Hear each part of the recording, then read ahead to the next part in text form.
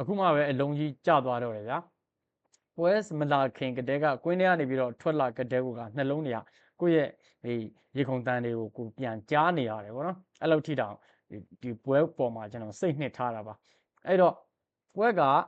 UFC Flyweight Champion ခပတ်ကို Joshua Pan ကကာကွယ်နိုင်ခဲ့ပါတယ်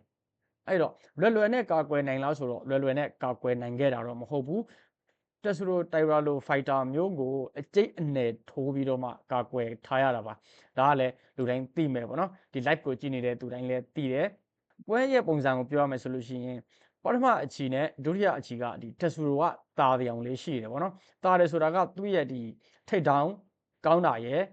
ပြီးလို့ရှိရင်သူ့ရဲ့ဒီ grappling သုံးတာရယ်ကတော်တော်ကြီးကိုနီးစနစ်ကြတယ်ကွာဆိုတော့ဒီတစ်ဖက်နဲ့တစ်ဖက် transition လုပ်တဲ့နေရာမှာလည်းတော်တော်ကြီး smooth ဖြစ်တယ်ပေါ့နော်အဲ့တော့ထိတ်တုံးတစ်ဖက်ကောင်းတဲ့ fighter ကိုသူဒီလိုမျိုးလာလောက်တာကသူ့အတွက်မှားတာပဲပေါ့နော်အဲ့ဒီမှာစမှားတာဆိုတော့အချီတိုင်းလိုကိုသူ့ရဲ့ submission ကနေပြီးတော့ရုံးထွက်နိုင်ခဲ့တယ်ပေါ့နော်ပြီးလို့ရှိရင်လည်း stand fight မှာလည်းလက်သီးထိချက်တွေကကိုယ့်လူကအချိန်မရွေးတာနေခဲ့ပါတယ်ဒီအချီတိုင်းလိုကိုတာနေခဲ့တယ်ပေါ့နော်အဲ့တော့တက်ဆူရိုတိုင်ရာကဘာတွေမှားသွားလဲဆိုတော့ तू က Joshua Pan လို fighter မျိုးကိုလုံးဝ stand fight ထိုးဖို့ तू စူးစမ်းပါသေးတယ်Brianica ကွက်နဲ့ပြန်ပြီးတော့ပြန်ချုပ်နိုင်ခဲ့တယ်ပေါ့နော်ကျွန်တော်ကအဲ့ဒီမှာကတည်းကပြီးပြီလို့ပွဲကိုသတ်မှတ်ထားတာအဲ့ဒီမှာကတည်းကသွားပြီးပြီးသွားပြီပေါ့ကံကောင်းစွာနဲ့ပဲအချိန်ကပြည့်သွားတယ်ပေါ့နော်အချိန်ပြည့်သွားတဲ့ခါကျတော့နောက်ထပ်ပြန်လှုပ်တဲ့အချိန်မှာလည်းအဲ့ဒီတိုင်းပဲ Joshua Pan က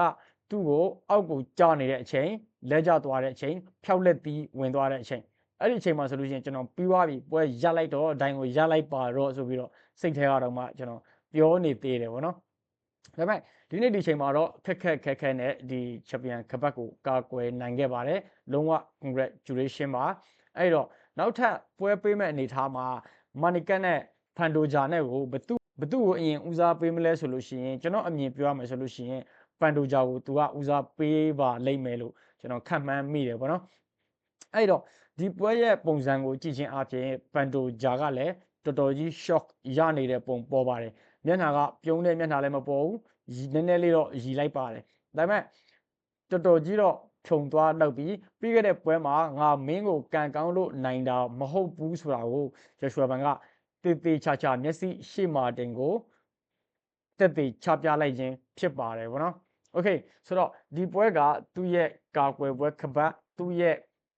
အောင်မြင်မှုနဲ့ထိုက်တန်တဲ့လူငယ် fighter လေးပါနောက်ပွဲမှာဘယ်သူနဲ့ပွဲတည်လာမလဲဆိုတာကိုကျွန်တော်တို့စိတ်ဝင်စားစွာနဲ့စောင့်ကြည့်ရင်းနဲ့